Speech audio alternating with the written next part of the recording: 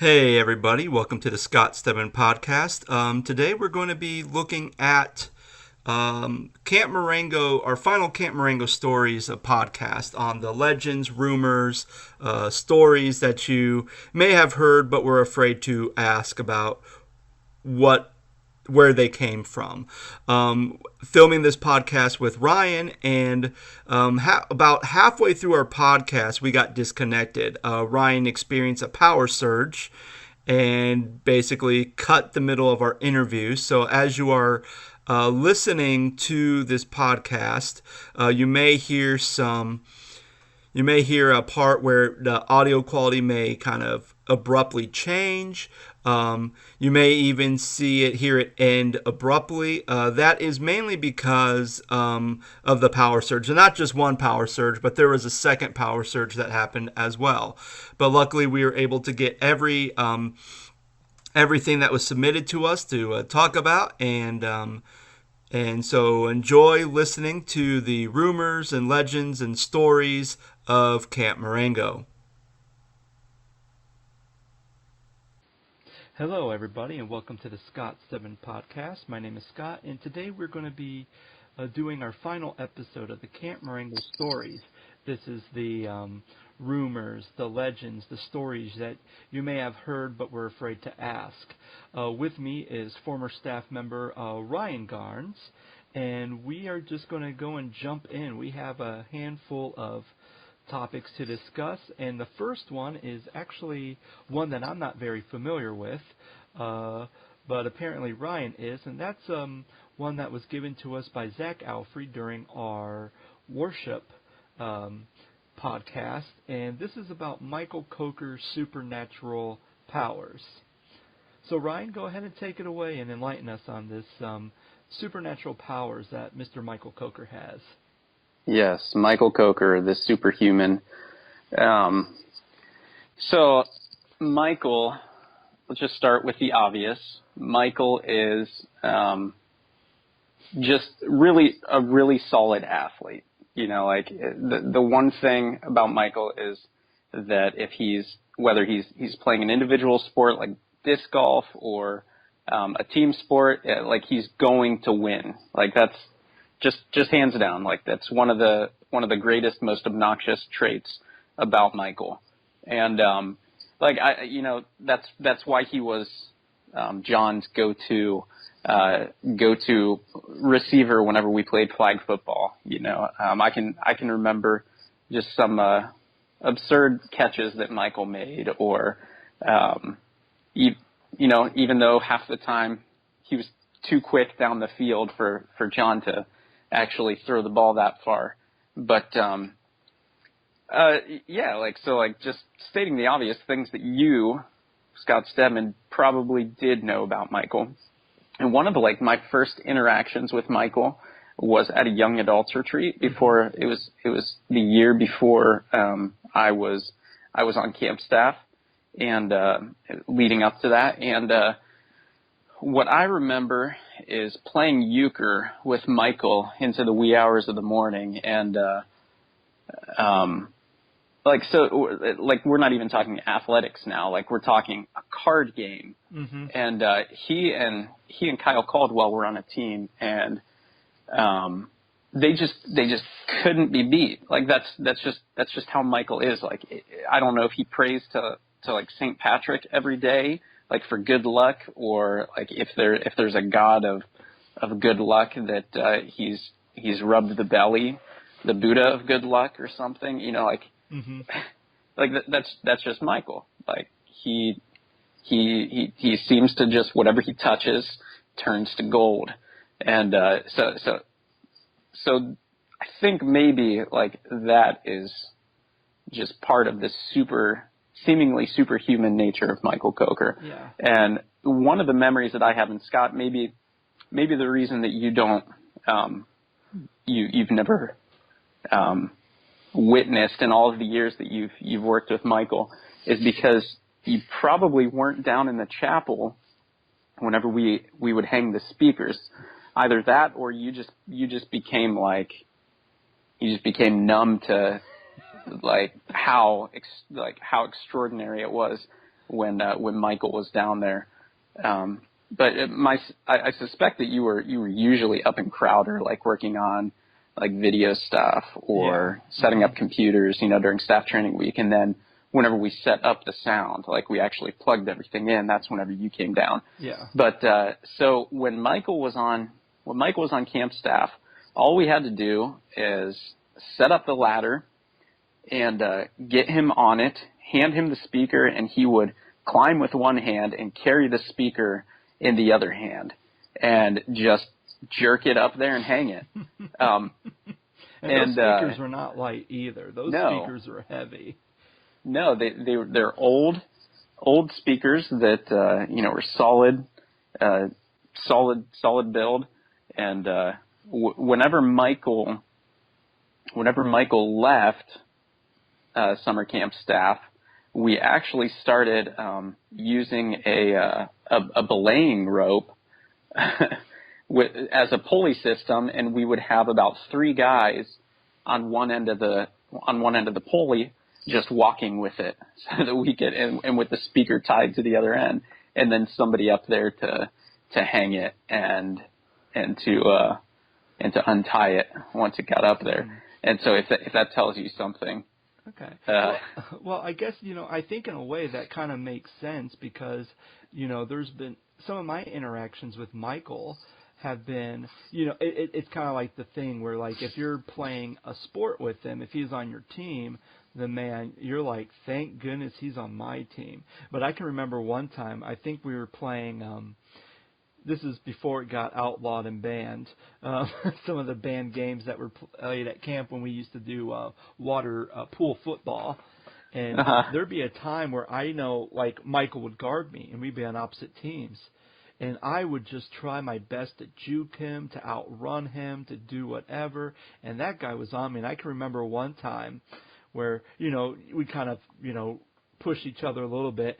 And I think one time I, like, did a running start and, like, pushed him really hard to kind of knock him off his feet so I could get the ball. And I couldn't knock that guy off his feet. He probably thought I was a big jerk, but I definitely just wanted to get the ball at least once before the game was over. But it was interesting. But I know one thing, and I don't know if you remember this because it was during the week of staff training one year, and John was driving his green truck, and Michael was in the back of it, and John had a bunch of this cardboard because they were using it for something. I think they're, like, using it to kind of, I think they're painting something, so they needed cardboard to kind of, catch all the paint drippings. And I remember they were driving, and there was a piece of cardboard that flew out of the back of the truck, and Michael has his, like, stood up and reached out, leaning outside of the truck, and grabbed the cardboard. But John, at that same moment, spun his truck really fast, like trying to be all cool, and Michael flew out of the truck, and he hit the pavement very hard. And I remember I was by Crowder, so when I saw it, I was like, oh, crap. Like, what? So I ran over, and I'm like, dude, are you okay? Are you okay? And he just got up. It's like, yeah, I'm fine. He just kind of got up and moved his back and shoulders and just went on with this thing. It's like, dude, if anyone else would have flew out of that car, they'd probably been down there crying and maybe have, like, a broken rib cage, but not Michael. He's like LeBron James. Just when you think, like, you've destroyed him, like he's injured, like, he just gets up and does the same thing he always does. Well, now to add, like, he can't be injured. Well, now I guess the thing that makes me want to maybe build more to the mythos of Michael Coker is because of all of these rumors and stories of his supernatural powers and his athletic ability. Is that the reason why he got cast as Samson in the Samson and Delilah skit? Oh, no doubt. Not to mention his dreamy long blonde hair.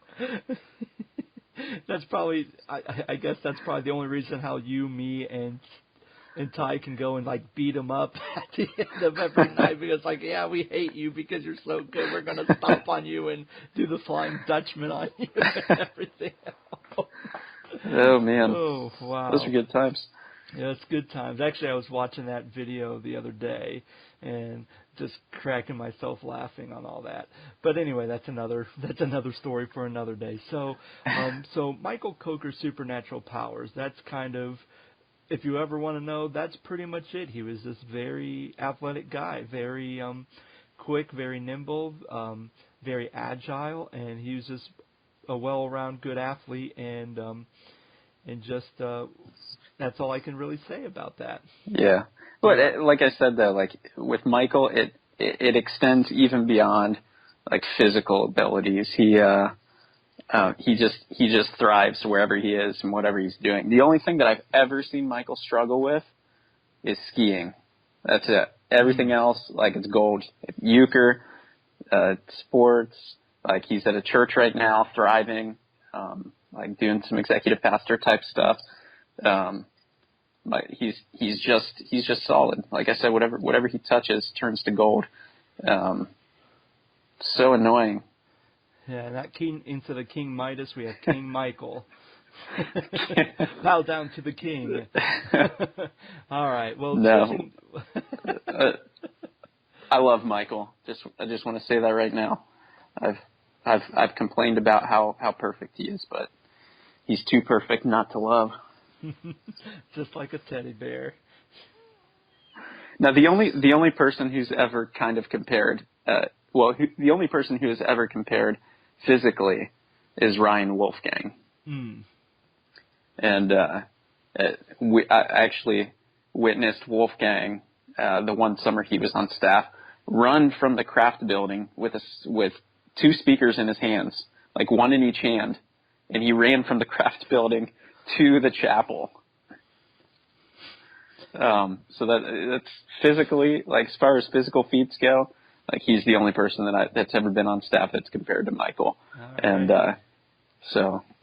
Well, good. So switching gears, at our very first episode when we talked to Alan and Jessica Smith, talking about some of the stuff for this summer's summer camp, one of the things that Jessica mentioned was a lone grave out in the middle of the woods that she had heard stories about. So kind of giving some history, that is actually true. There is a lone grave out in the woods, or at least there used to be.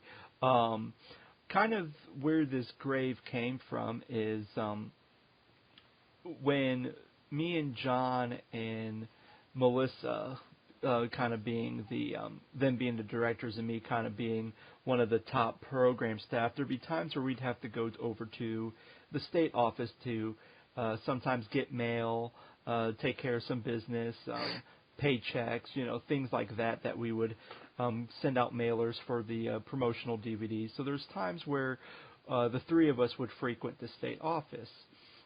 And the secretary who was a longtime secretary over there at Ohio Ministries was a woman named Bev Deal. And Bev Deal was kind of talking to us. And one of the things about Bev is the reason where Camp Marengo is where it is today is because her family actually gave the land to Ohio Ministries. They had a bunch of land, a bunch of property. They were trying to sell it off, and it just seemed like it would work. And, of course, Bev only lived like just right down the road from Ohio Ministries, which is why she was a very good secretary, because she just got up, could walk to work if she needed to, and walk back home, and it was great. Wait, so the Ohio Ministries building, like where that is, that wasn't part of the Camp Marengo property originally? I think that was built onto it, but originally when they had the Camp Marengo, they actually built the camp, the structures on it. That was kind of like in the early, like when it first started, which would have been late 50s, early 60s, is kind of where the camp would have been located. So Ohio Ministries is a newer structure that was built sometime after the establishment of the camp. But the land was still a part of the camp. So she's part of the Cowgill lineage? Yes. Mm-hmm. Okay. Yes, exactly. So So kind of what she was saying is that she mentioned to us about how there used to be an old family graveyard. Now, if you think about Marengo, there's pretty much nothing in Marengo. I mean, now you have your gas stations, you have your one campsite, the Cardinal Center, you have your Lion's Den. Probably none of you who are listening to this would ever go in there. And then you kind of have, hopefully, and then you kind of have your your kind of main Marengo section. But right out there really wasn't a lot of stuff, wasn't like a lot of churches to travel to. So kind of back in the day when people would die, you would kind of have a family graveyard, and you would just kind of bury people on your property, and you would put a headstone. So Bev mentioned to John, Melissa, and I that, hey, talked about, hey, if you guys are out in the woods, because this was around the time when there was, when they were doing the first round of cutting down trees to make trails and to get money from all the forest that they had on the property. So she kind of mentioned, like, oh, make sure they don't hit the family graveyard. So she kind of gave us a good frame of reference of where it is. So one night, John and I are out there at the night with flashlights, and we're kind of going where she kind of told us, and sure enough, we stumbled upon a cemetery, but the only thing we found was just a lone tombstone out there. And it was like one of those white tombstones, so the lettering had been eroded over time because it's very old, but apparently, yeah, there was. And I believe there was one summer on staff where I remember we were watching some type of Christian horror film with spiders, and then after that we actually went out and went to go see the graveside, and I remember this well because I was in my jerky modes, and because Kyle's sister Kelly was there, and Amy Stewart was on staff at that point, and both of them hated spiders, so they didn't like this movie. So what I would do is I would walk up behind them, I'd take my hands, I kind of tickle the back of the neck, and go, oh, it's a spider, and they would get mad to the point where they were physically punching me because they were so annoyed, but I kept doing it like multiple times just to get a rise out of them. Classic. But I think, and I can't remember, but someone told me that, maybe it was you, Ryan, that the gravestone's probably not there because when they did the second round of select cuts, doing select cuts, they probably ran over the gravestone, and now that's probably buried deep in the dirt now. So there is a graveyard out there, but there's probably no indication or marker of where it is unless you're walking on one of the freshly cut trails, and you might unintentionally stumble over it. Just make sure a hand doesn't come out of the ground and grab your foot while you're walking by. Yeah, I was there. I was there when you guys took us out to see the gravestone. I was on staff that summer. Do you remember that horrible movie? Oh yeah, I will. Even though I walk through the valley of the shadow of death, I will fear no fry, for you are with me. Yes, I forgot it's terrible. That line. I will fear no fry. Because we sang that song, I will fear no evil, and everybody just kept singing it. I will fear no fry.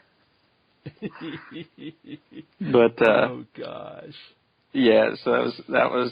I remember going out to that, but then like there came a point where, like everybody who went out on the trail, or at least like a handful of people who went out and actually saw it, because like if I remember correctly, John took us just on this just really roundabout way. Yeah. Mm-hmm. And so like we tried to find it again.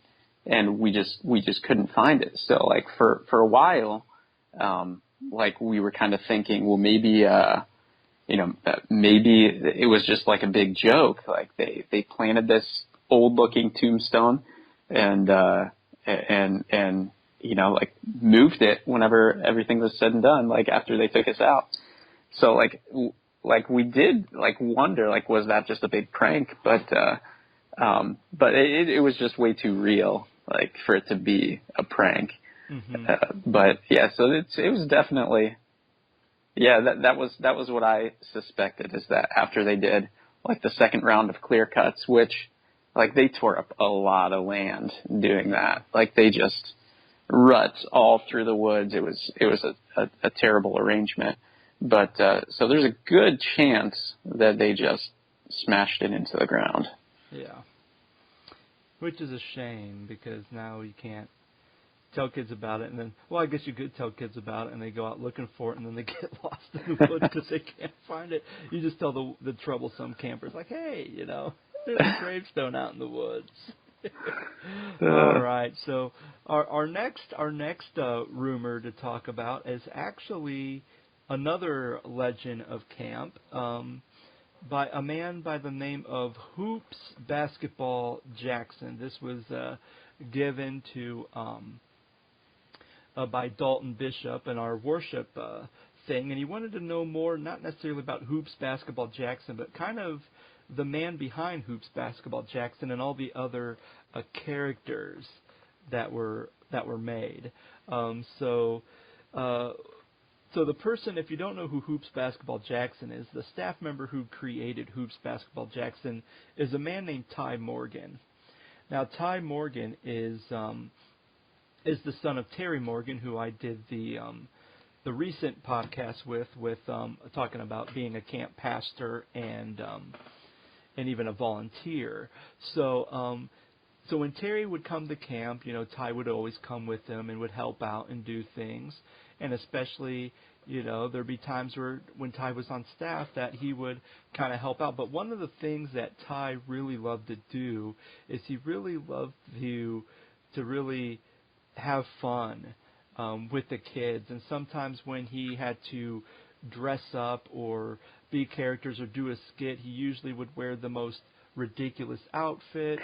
And he would also come up with some of the most ridiculous names. And kind of, there's a couple of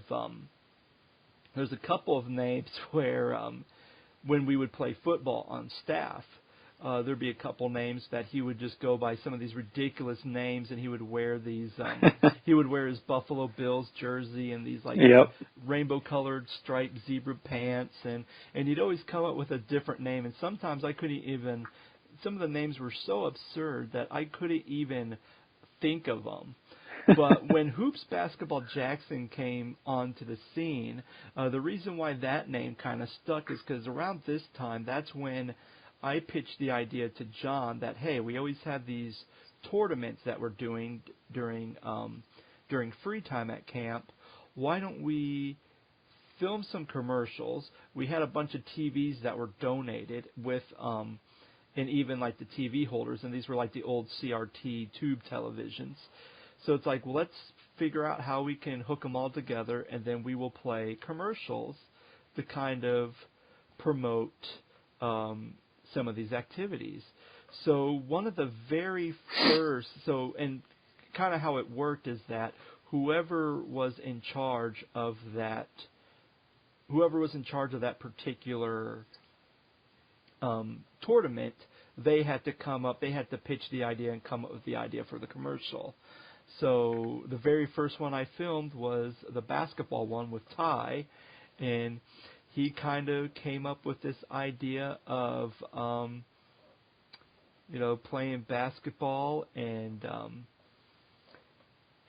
just being this awesome, amazing basketball player.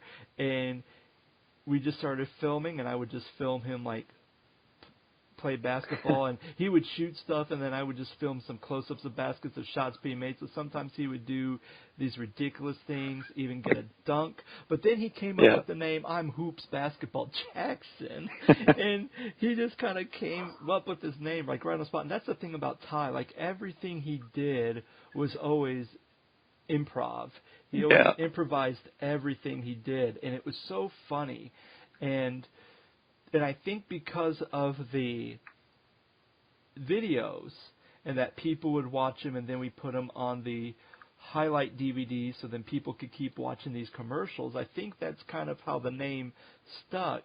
And I think he did like 2 other commercials each year, even when he wasn't doing running a basketball thing, he would still do them like, because the first one was pretty good because the music was good and he was just like talking trash and everything else, and it was so good.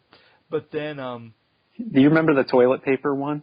yes, I do remember. I don't remember his name, but yeah, the Palm 500, the Poop on Me 500. Yeah, he comes out of the bathroom one day with a roll of toilet paper wrapped up in its original tissue paper, and he says, "What does POM stand for?" He's like, "Stand for Poop on Me," and he just made a commercial out of it. Yeah, it was like a sales video for Poop on Me 4000. Yeah. We did a lot of good stuff, and then the other one, and then I think the other, and I can't remember his name. I remember my name because then we'd always do the news show in the evenings. That was one of my favorite things. And he had his name, and I was Andrew Danner, and I couldn't remember what his name was, but we would, and most of the time we would do these news, and I remember just going on to AOL into the weird news section and pulling off headlines, and that's what we would discuss. And I remember there'd be times where he would make me break character and laugh, and there'd be times I'd get him too. Like, I remember there was something about a gerbil being, like a big gigantic gerbil being lost in Paris, and I remember I said Paris Hilton, and everyone was shocked that I said it and started cracking up laughing, and Ty just starts cracking up laughing. He looks at me and he whispers, "I can't believe you just said that." And I didn't think of it as being anything inappropriate until after I said it. I go, "Oh crap, I'm going to get in so much trouble with John." But that's kind of the legend. And really, Ty has been, his dad Terry was very creative with how he would preach sermons and make things applicable to kids, and he talked a little bit about that. And I think with Ty, with him in his camp ministry and him, being a counselor and also being a youth pastor, that a lot of that energy and some of that creativity has just kind of rubbed off on the Hoops Basketball Jackson. And I think that was kind of why that legend kind of stuck. So I think with just his personality, and even with just and I know I'm going to say this and you're going to laugh, but even just with the videos created by the legend maker, I was able to make him into a legend, I guess. You did. Like, there are a few legends from Camp Marengo that, like, you didn't carry on. Like, that you didn't, like, you just had a way of making legends, Scott. Like, you made legends out of everything. Daddy Don. Jeez. Daddy That's Don, another one. The Fatty Giles. What was the one about Don? Obi Don. What did they call him? They called him Obi Don because of his fascination with Star Wars, and then even with Oh no, Boom Slap. That's what it was. The Boom Slap. Yeah, the Boom Slap. The Don Myers Book Club. Don Myers Book Club. Like you just propel an ordinary person into a legend. Didn't somebody see a bumper sticker that said "You got boom slapped by Don Myers" because or something like that? Because I actually created shirts through Zazzle, and I did the I set it so you could do Creative Commons, so then anybody could actually take my logo and put it on something. So when I told kids about it, and I think I put a link on where you could buy the shirts because I ended up making shirts. Yeah. And but there are some kids who actually saw it and they go, "Hey, shirt's expensive, but hey, I could put this on a bumper sticker."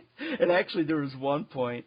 I know we're getting off with the, but there was one point where I actually was looking into Don Myers action figures, and actually found on how I can make them and how much they would cost. And there was one where you could actually take a voice recording, and they would put it inside the action figure, so when you hit a button, that voice would come through. Nice. So I mean, and I think maybe that's just me being crazy. It's like, hey, if something's working, I'm going to promote the heck out of that thing. Well, that's the thing about you, Scott. Like, you find like the unique characteristics about people, or like things that they've said, and it sticks with you, and you just over and over and over. Like you just Yeah. continually bring it up. So like that makes legends. Yeah, kind of like some of the stupid games that are now outlawed when we would play them, like catch the ball, which you jump off a diving board and you try to land on top of a ball and hold on to it. Yeah. But that became like the hottest game of the summer. Anyway, we're getting off track here. So, so we talked about the legends and promotion. Well, there's one promotion that my hand has not touched, a promotion that I didn't really know about it, an underground promotion, and that would be the Tom Stewart Fan Club. So, Ryan, go ahead and take it away. What is the Tom Stewart Fan Club? The Tom Stewart Fan Club is definitely, it was a grassroots movement. There was no coaxing by the media. Scott didn't muster that one up and promote it on the TVs or behind the screen or anything like that. It was a pure grassroots movement. And like the thing about Tom, like you think about Michael, right? Like Michael, like you expect Michael to have a fan club, because Michael Coker he was good at everything. Like he's dreamy, he's good looking, he's smart. And so probably the majority of girls who were prone to have a crush on a staff member or a counselor, they crushed on Michael Coker. But or Tom, Kyle Caldwell. Or you're right, yeah, or Kyle Caldwell. But Tom had a niche audience. He had a niche crowd. And one thing that you did drive home about Tom all the time is his musical preferences. Like we had the Camp Marengo radio, and everybody submitted, like it used to be like 5 songs, right? Like everybody on camp staff submitted 5 songs, and we played those songs all summer long. Yeah, and they're always like Chris Tomlin or Chris Rice or Barlow Girl, and then you get Tom Stewart, who's like, hey, I want to put Under Oath. I want to put Me Without You. I want to put As Cities Burn. Yeah.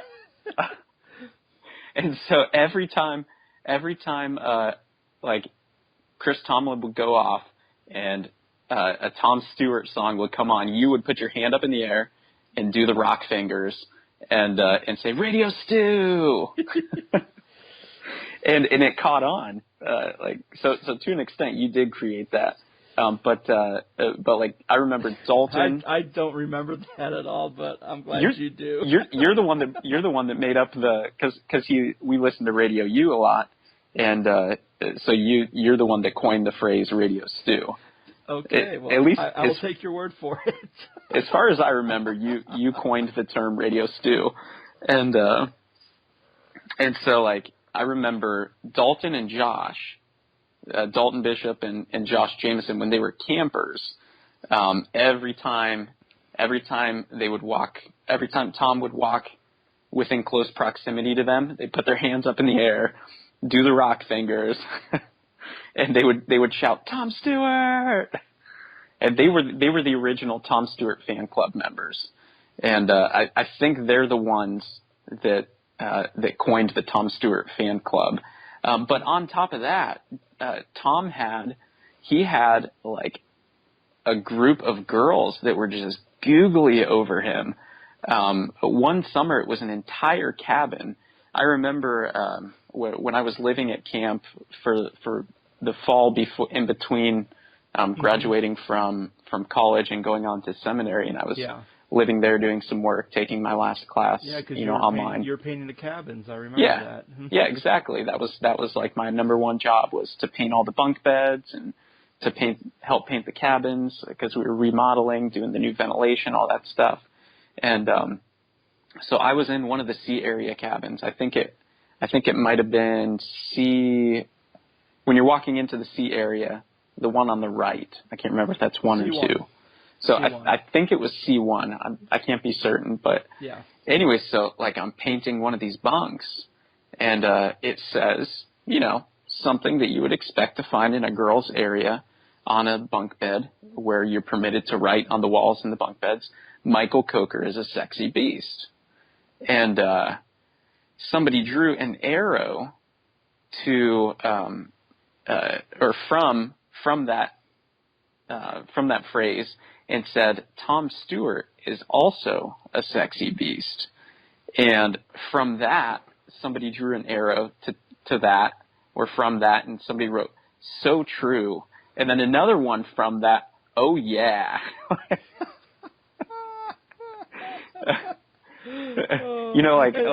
Like you expect that. You expect that from like Michael or Kyle. And don't get me wrong, like I think Tom is like a good looking guy. He's smart, he's got a lot going for him.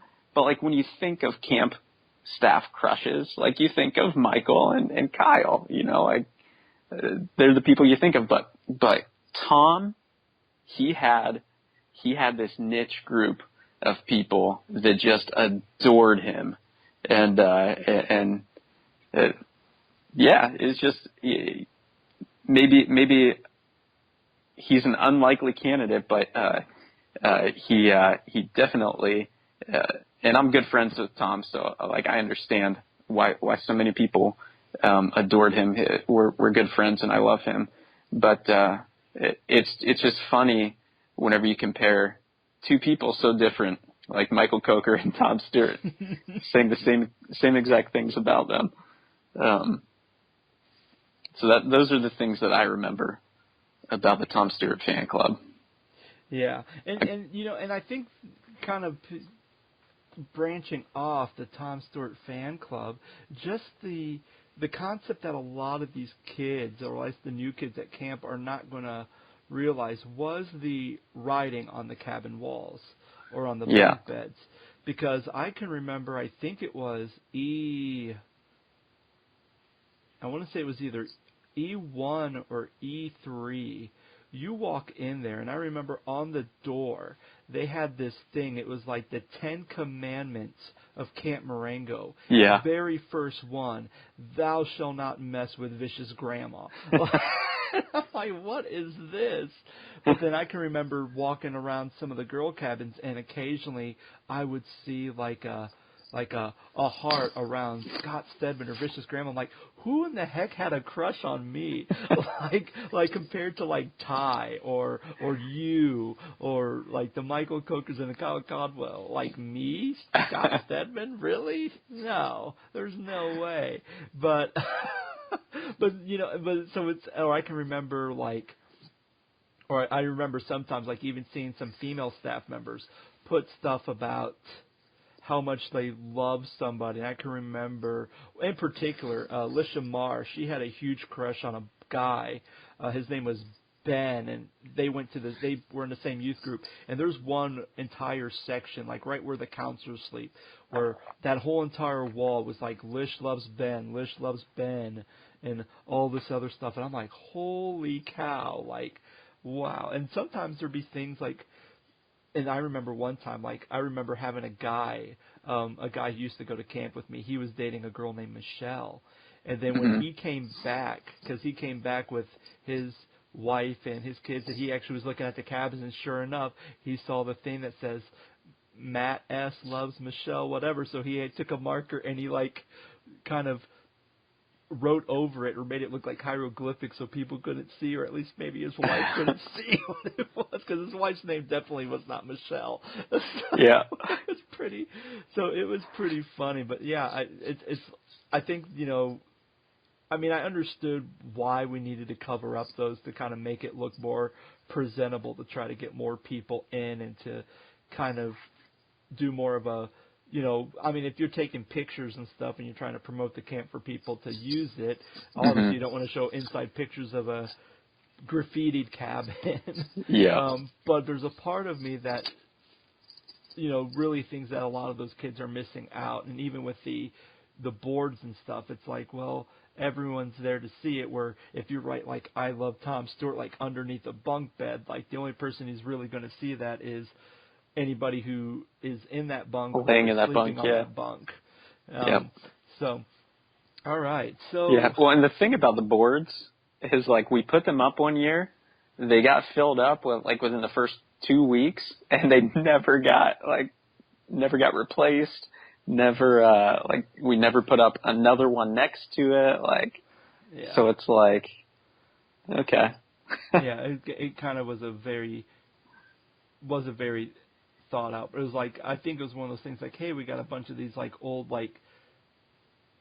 I think weren't they like old Desktops, desktops, right? Yeah. Like school yeah. desktops. Hey, we can put these to use. We'll do it this way. And then it was just like, and Yep. most of these are pretty worthless. So, Yeah. all right. So the next thing to kind of talk about, one that I know a little bit about, is there is a rumor about a raccoon that was living inside one of the cabins. Now, let me back up. The raccoon was not living in the cabin. I remember, here's what happened. I remember this because I couldn't be a part of this because I was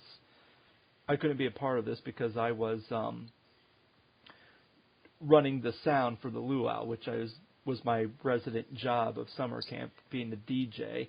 And apparently what happened is I think it was 6th and 7th grade camp. We tell kids, hey, if you are the last one out of your cabin, turn off the lights and shut the door. And the reason why we say that is if you leave your lights on, you're going to get a bunch of bugs and mosquitoes and junk in your cabin if the doors are open. But then especially kids who bring their own candy and snacks and everything else, you will attract wild animals. Now, it's different here in Virginia where you may attract like a black bear or a brown bear, which the state campground here has seen a couple of bears walking on the property. So it's kind of a sight to see. But you do get a bunch of other critters, and one of those critters would be raccoons. So apparently I remember because it was Josh Myers was asking me about a camera. And I go, what's going on? And he said, well, my kids left the cabin doors open, and now there is a raccoon. My kids tried to go back to the cabin to get something, and they can't because there is a raccoon inside the cabin. And it is up in the rafters, and my kids are terrified to go in there. So I'm like, okay. So I think he borrowed my camera, and I had a tape. So him, John, and Ty go into this cabin to get this raccoon. Now, that's all I hear about. And then, here I am. I'm, like, playing the music. And then I know one time I kept hearing, like, screaming in the B area. And I'm like, okay, what's going on? Like, hopefully everything's okay. Well, thank goodness that Josh said something about the camera because he had filmed all of it. And it is the funniest thing because they kind of make it as a spoof of, like, the crocodile hunter. And John has this, like, rope. He has like a PVC pipe, and he has a rope that's inside the PVC pipe, kind of making it like a noose or whatnot, so that he could get it around the raccoon's head and tighten it so that he can escort the raccoon out of the thing. I think Ty had a rake, and Josh just kind of had the camera. So there's a scene where they're trying to get this raccoon, and he moves up where he's hanging in the very corner of the cabin, gripping onto like the vent in the rafters. So Ty gets up there, like John's trying to do this thing, and the squirrel's like biting the rope. It's not working. So Ty gets up there, and he's getting up close to it, and the raccoon's hissing at him, like baring its teeth, hissing at him. And Ty gets up there and he goes, I think I'm going to touch it. And he takes his finger and he begins to touch it, and the thing hisses at him, and he goes, ugh. And then he goes up again to touch it, and he goes, and it actually moves lunges at him, and you just see Ty scream like a girl, like, woo!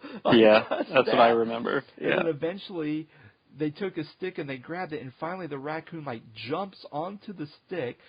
In the camera, you just see, and everyone drops and runs, like jumps on the cabin, and the raccoon finally runs out of the cabin. But this video is a good 20 minutes long. It took a long time to get this raccoon out of the cabin. And sure enough, I actually was looking through all my archives, and sure enough, I still have that video. Nice. I was going to ask you that. If I can get it, I may try to put it on YouTube. Like your Facebook somewhere. page, YouTube? Like my Facebook page or YouTube or on the Scott Stedman podcast page. I'll try to upload that, since now they're, especially back in the earliest social media, you only had like certain time restraints. But now it seems like you can post like a 20 gigabyte thing up on YouTube, as long as it doesn't surpass like 90 minutes, which is like, holy cow, I'm not putting an entire... I might be able to put the Black Ops trilogy on YouTube now. Which, speaking of the Black Ops trilogy, let's go to our next discussion. Very first podcast, Alan talked about this idea of movies being made at Camp Marengo. These ideas of Hollywood coming to Camp Marengo. Wait, whose idea was that? This was Alan. He wanted to know more about this because he heard about it, but he didn't really know any information about what this filmmaking was going on. So kind of. There's a reason for that. Well, yeah, and that reason is Mr. Scott Stedman and John Trussell. That kind of became the reason. So, kind of going back to the genesis, when I want to say it was either when I was on staff, which would have been 2003, or I counseled the whole summer, which would have been 2002. I had my video camera with me. And me and my buddy Ricky Powell decided to make a movie, so we called it the Camp Marengo movie. And it was just a bunch of these like stupid sketches that we did. Like one sketch was we played the song Tom's Diner by Susan Vega, and we dressed in all these weird costumes, and all we did was just kind of march around camp. And it was just like very strange, and we were doing like weird things. Like I remember wearing a Ninja Turtle outfit, and it was like acting like I was climbing on the rock wall, which I wasn't. So there was stuff like that. And then there was a stuff where another member, Jeremiah Lenz, and Ricky are like playing jazz music in the chapel, and they're just, and then all of a sudden you see this like ghost goblin figure dancing in the background, and then they would stop and look around. Like, it was just stupid stuff. Like, and I know there was like another video of something stupid. Like, even there was a frog that was in the toilet in Crowder, and we did like a whole sketch on that. Like, just stupid stuff. So mainly the whole point was because I had my editing software on my computer, so basically it was just, hey, let's have fun, let's add some music over stuff. We're having a good time. It's something to kill time during the weekends when we have to sit around a camp and there's really nothing to do and we have no money to do anything. Well, then that first year, John says, hey, Scott, I have an idea. Let's make an action movie, but we're only going to film it at night. And does your camera have a night vision on your camera? I said, yeah, I have night vision. So he goes, well, why don't we do, and he called it like Black Ops. Yep. So it's like, okay. So basically, like, if you ever watched the first Black Ops movie, like, there's these introduction of pictures that are colored and during daytime. And I'm reading this manuscript, and that's really the only written part of Black Ops. It was just that introduction, and everything else was improvised. It was more of like we showed up, and John's like, okay, here's what we're going to do. And sometimes we had to and I had to piece everything together and try to make sense out of everything, of whatever ideas he had. And I remember, because that first part, it was very hard because I had a broken microphone. And then on top of that, his writing was so bad that as I'm trying to read through this, I'm like, my speech is very broken up because I'm trying to read, trying to translate and read it. And I think one time I called Daniel Soares the Promise Queen because it was like prompts queen. Yeah. Like, what's prompts? Like, I didn't know what that was. So we ended up filming Black Ops, the first movie. We filmed that from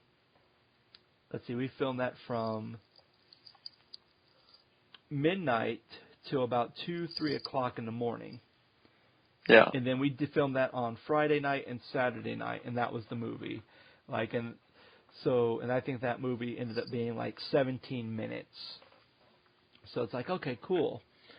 So that was the first movie, and it was just like kind of like a fun thing that we're doing. Well, then we're watching it, and then other staff members are watching it, and they're like, "Wow, this is really fun. This is really good." And then people at camp who are counselors started to hear about it and like, "Oh, this is really good. I want to do a movie. And that was the thing. Like everyone wanted to do a movie. So then the next year we filmed Black Ops 2, and we include almost every staff member in that movie who wanted to be a part of it. That ended up being almost like 40 minutes. And then a couple years later, we decide a lot of these newer staff members, and you would have been on staff around this time, wanted to do Black Ops 3. And that was a big undertaking. Like that film, and it's not even finished. But Black Ops 3 was almost an hour long, and the difference between the first two films and this one is I actually had a shooting schedule, so people knew where they needed to show up, what scenes we're filming. So then that way, because before everybody had to stick around, and whenever John's like, okay, let's film this scene, you had to be on call, which is very hard to do because if you want to go take a nap and you don't want to stay up for an additional 3 hours and realize you didn't have to do anything and you just wasted 3 hours of your time. So I made a shooting schedule to make it easier on the staff and to kind of help me understand what scenes needed to be filmed, how they were put together, and just kind of because and actually if you watch Black Ops 3, even though it's incomplete and there's some other things that are kind of, not necessarily good because it's basically me doing a voiceover filling in the missing scenes that weren't filmed, it's a pretty polished movie. It's probably one of the I don't know. I think as far as like quality, I think it's a better quality film. For nostalgia purposes, I think the first one's probably better because it is so short.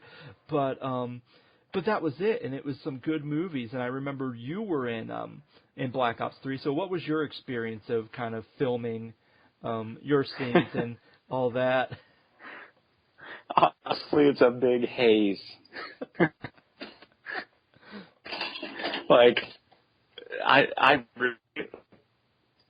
The thing that I remember is not understanding the plot at all, just doing what you told me to do. I never read a script, never didn't really know what the direction of the movie was supposed to be. So you would just basically tell me, this is the scene, these are the things you should say or allude to or whatever. And I remember screwing up all the time and having to refilm. Yeah, and that was kind of the hard part because I think I actually gave everybody a script, or at least how much ever time I had, I actually had a script because John wanted to film, and it was like I don't even have a finished script yet. Like I'm halfway through the script, I still need to finish it.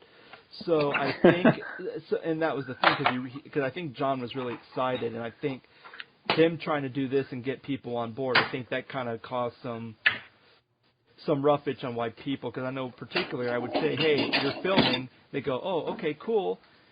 And then they know they're filming that night, and then they go to bed, and it's like, well, and then I told everyone else they could go to bed because they weren't filming their scene, even though I had a thing posted on the door so you knew what scenes we were filming. And so, so I think at the end, by the time I filmed your scenes, like, okay, here's what you're saying, and I was just feeding you your lines because we really were on a time crunch to try to get as much of this film done. Yeah. Because I think John's goal was to get it done, and be able to watch it the last day of camp, which that never happened. It ended up being it didn't. Almost 3 years before it actually finally got finished. Because I get discouraged because it's like, well, we didn't film this scene, and this doesn't make sense, and then there'd be some things where, oh, this person, like there's a scene where someone is in the background that was just killed off, and then you see them walking in the background. I'm like, oh, crap, what am I going to do? So I think there's a time where I got so mad, I just threw it on my shelf. I'm like, I'm not working on this film. And there's actually a couple of other films that were worked on that there's actually a murder mystery that was done right after Black Ops 2. Mm-hmm. And John just bought a camera and a tripod. I had my camera and tripod, and we were filming this murder mystery. And it was interesting because we would all have like a dinner scene, and then everybody would have their own individual scenes. And I remember your wife Sam was kind of like this older bag lady, Uh-huh. And apparently Kyle was like teamed up with her to kind of solve this mystery of this guy's fortune. And John's direction was like to hit on Sam, and it was like the most awkward scene in the world. It was so bad. But then the thing is there were so many tapes, because I think we had like 32 tapes of footage. And since there was no script, I had no idea how this was supposed to be put together.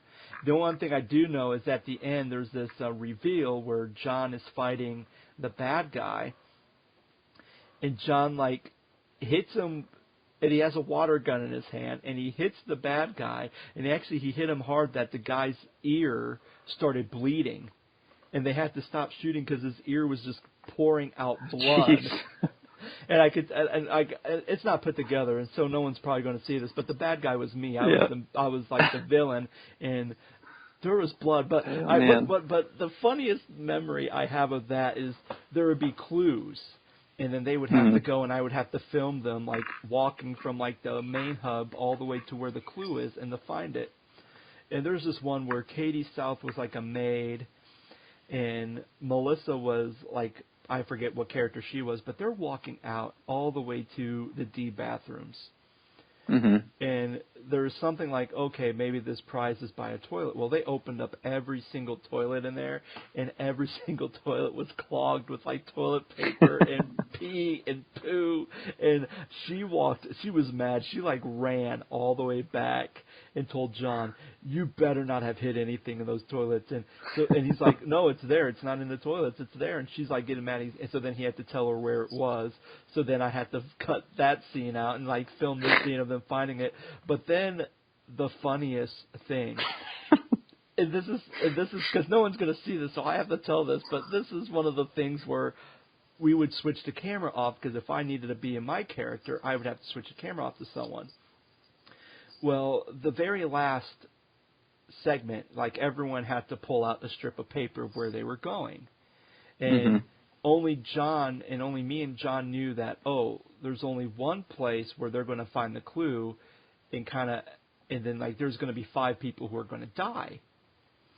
And sometimes it was funny to film that scene because, I think one time Daniel Suarez went and tried to find something, and she was looking for something. And so she goes into the snack shack, and she finds what she's looking for.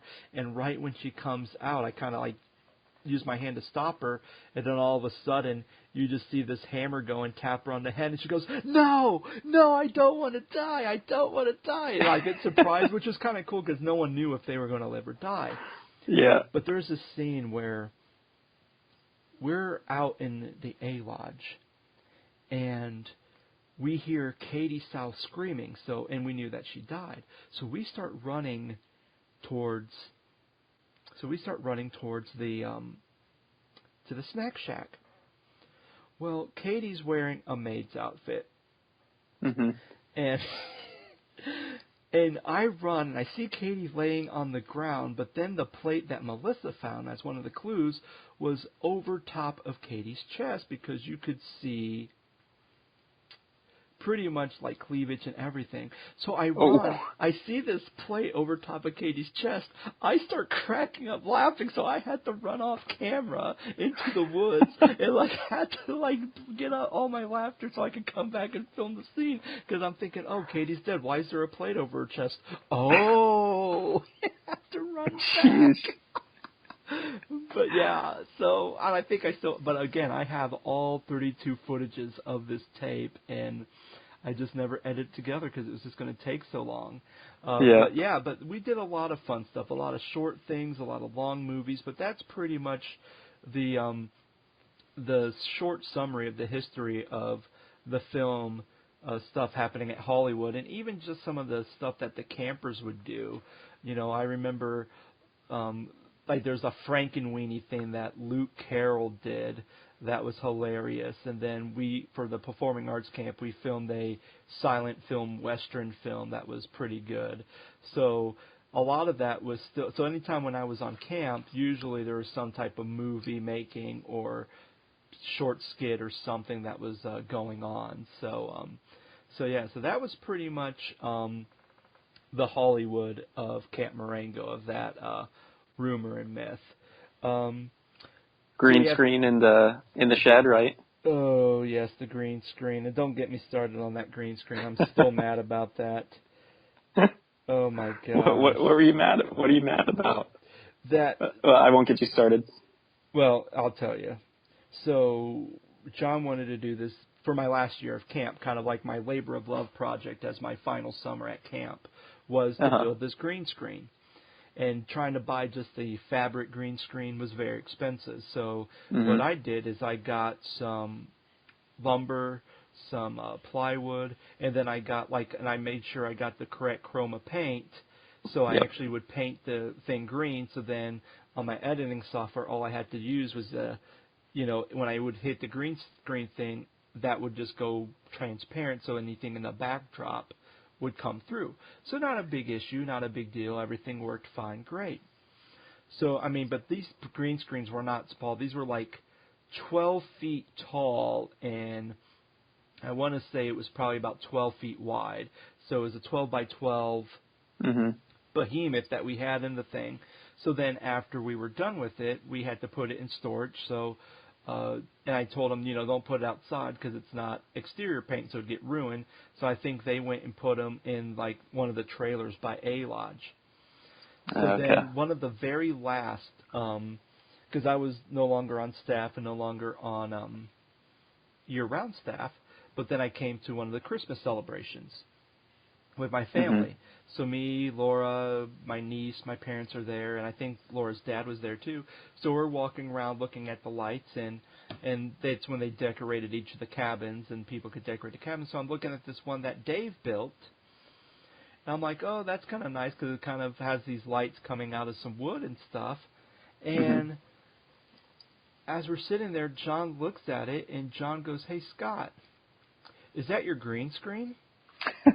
And I go, what? Because it's dark and I just see these lights. So then I go and I look behind, and sure enough, I see that, yep, it's my green screen, and it has totally been damaged. And this was probably like a year after I left staff, and it already got damaged. I thought you meant Dave used the green screen like for supplies to build. No. You said it was just sitting in there?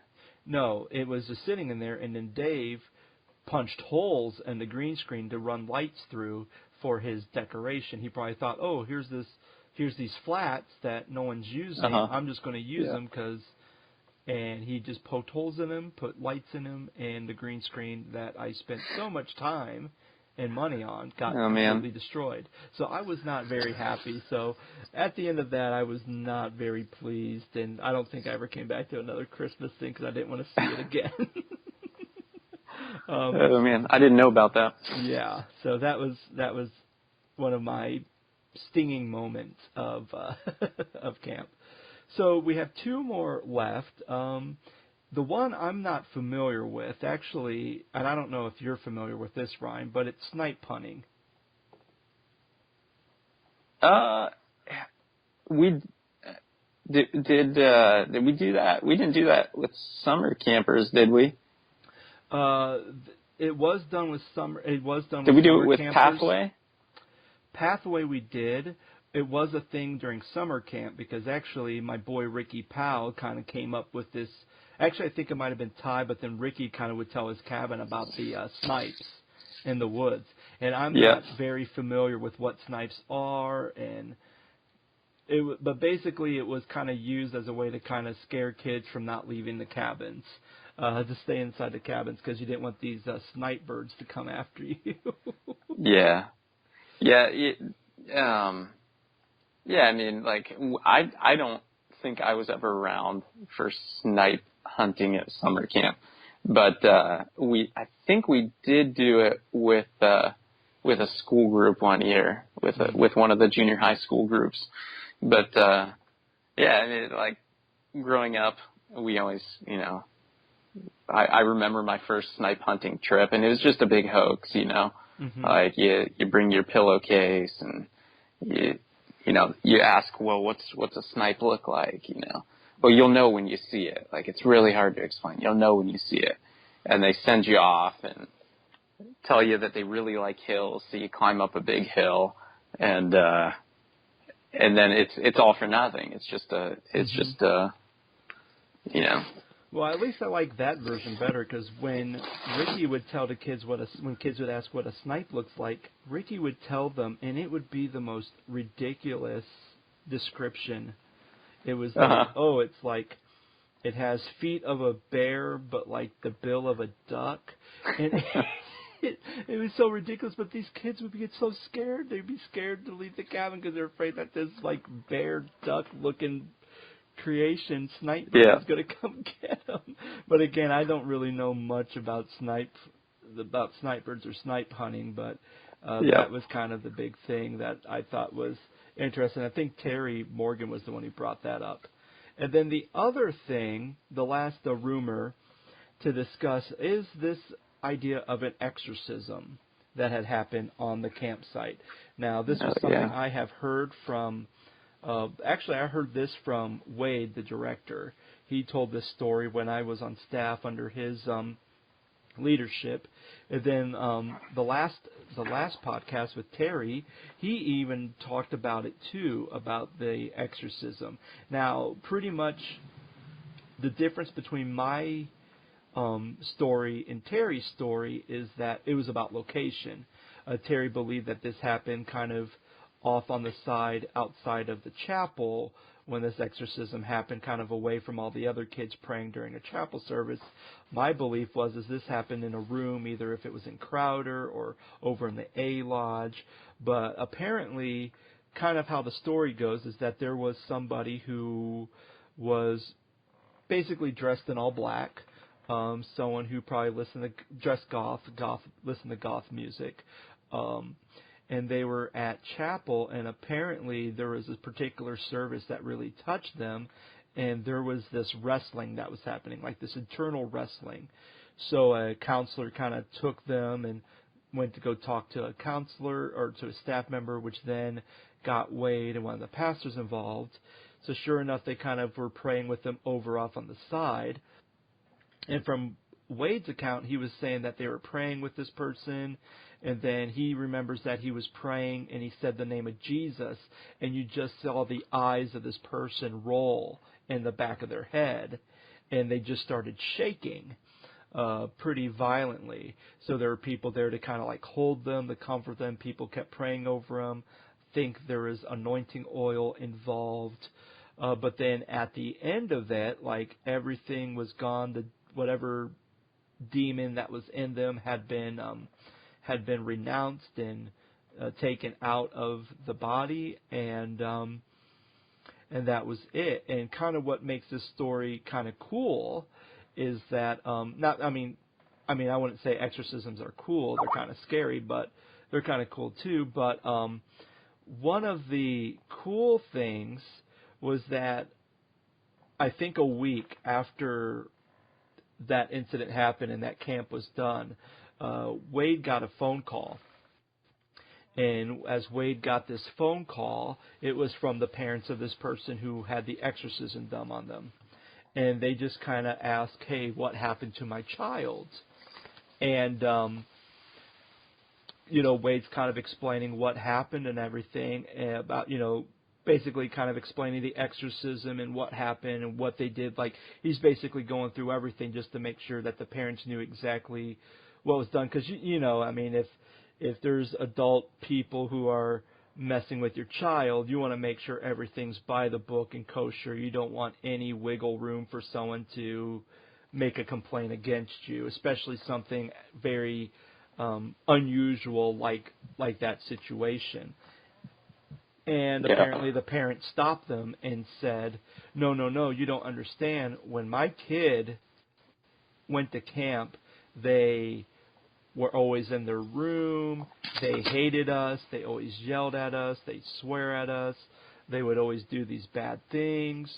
And then when they came home from camp, they threw away all their goth clothes. They started dressing normally. They're very friendly, very affectionate to us. They now want to be more involved in church, and it was a complete 180 from where this person was before they went to camp. So I think that's kind of what makes that story so memorable in my mind, is that an exorcism happened at camp. and B, just the transformation that came from that this person who was, not really interested in God and everything else was now for God and had a complete transformation, not only inwardly but outwardly as well. So that story is pretty cool, and I've tried to reach out to Wade to see if he could give me an account of that story because I think it's cool. I haven't heard anything back yet, so I may try to buzz him again and see if maybe he could write a letter or something so I can kind of, again, kind of make sure my facts are correct. But just with Terry's account and my account of us talking about that story in the last podcast, it was very similar except for, like, the location of where it actually happened. So that is pretty much all the legends and rumors that were brought up to me. And maybe, again, Ryan, you can choose to tell the story or not. But I want to hear the hard as a rock story for our listening audience. Oh man. I'll try to keep my cool. Okay. All right. So, for those of you who don't know, year-round staff used to do school groups. So there's a charter school in Dayton, Pathway School of Discovery, and we would do like team building with them, and we do some fun activities in the evening. Well, one year we decided to do with these middle schoolers a game of live Clue, and there's this guy he was one of the parents, and I won't mention his name, but he was one of the parents of one of the students at the school who was at camp that week, and he was just super awkward, just kind of weird, like super awkward, and we played this game of live Clue, and like the different teachers and counselors and whatever, they were dressed up as, certain characters. He decided he wanted to be Superman. We had a Superman costume with the tights and the cape, and we have a pair of complimentary shorts, mostly for everybody else. And we said, do you want the shorts? Like, thinking he would accept. And he said, oh, no, I don't need the shorts. It's not Superman if I'm wearing shorts. And so he would just stand there, like at the corner of the pool, hands on his hips, strutting his stuff. That's just the kind of guy that he was. Just no reservations about anything, about like what he was saying, about what he was doing. And so we did this thing where we would give the parents and the teachers a break at the end of the night. We would sit outside of the cabin area. It was usually two staff members who would sit outside of the cabin area on a picnic table, just kind of monitor. And sometimes we would do like Camper Olympics on the last day with them or whatever, just as a reward for being good for throughout the week or whatever. So I'm sitting out there and with Daddy Don, and we're just talking about like solving all the world's problems, like talking about really interesting things like cancer and sports, and Don starts spouting off this theory about why about like links between like plastics and cancer, and he starts. It's been so long. He started talking about because like plastics have like synthetic estrogens in them. He started talking about how he thinks that like girls like are starting their menstrual cycles at an earlier age because of the amount of synthetic estrogen that they're taking into their bodies from plastics. And as he's mentioning like that small part of our conversation, I won't say his name, but this parent is walking up behind us, and he hears just that one piece of information, and he just sits down on the picnic table right in between us, and he starts saying, "Oh, but you know what? Like, I think that if that happened to my daughter, I think she would be super comfortable talking to me about it. Like, if she started when she was 11 or something, I think we just have a really good relationship. Like, we are vulnerable with one another and all this stuff." And he says, "You know, let me tell you how close I am with my daughter. Let me tell you. I remember I was sitting on the couch one time and just watching TV, end of the day, and my girl, I hear her screaming, just like blood curdling, like screeching." And I thought, what is going on? So he traces her voice to the bathroom, and he knocks on the door and says, "Honey, are you okay?" And he comes in, and she's constipated. And he said, "So you know what I did?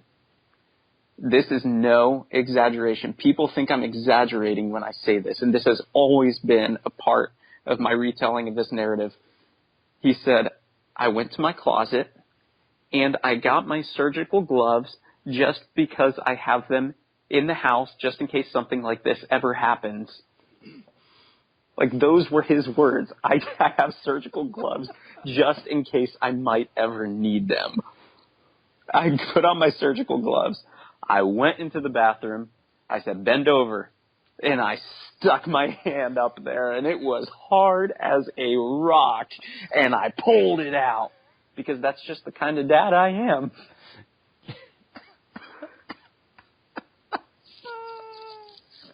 So by this point, I've kind of pulled away, and he's talking eye to eye with Daddy Don, and I'm just in the background walking away, cracking up hysterically because I don't want him to see my face. So I start walking away, and there's one of the camp staff members who was there for that week. Her name was Amy Stewart, Tom Stewart's sister, and she was really struggling with I think she called him Captain Awkward. And so I immediately left my post and found her, and she was the first person that I shared that story with. But I looked back at Dawn, and part of me felt guilty, but the other part was like, "See ya, dude." Oh my God. He was just staring. He was staring at this parent just with blank eyes. And keep in mind, we're right outside one of the guys' cabins. They've got their windows open. Like, they know this girl. It was not fair. And think about this, too. She was old enough to be taking a dump on her own. But that's just the kind of dad I am. Oh, my goodness. All right. Any more stories you need to hear from me before we wrap up? Any story I haven't said or that you're like, "Hey, Scott, you need to tell this story"? I think the audience wants to listen to this. No, man. We've covered a lot of ground. I know. That is all that we have. Thank you guys so much for listening. Again, we will be done with the Camp Marengo Story podcast, but then I have a couple of other podcasts that's in the pipeline that I am ready to shoot out. And so I'm very excited about this new material that I will be doing. I'm even debating about doing a streaming live video feed so that people can answer questions. I can kind of record some of your thoughts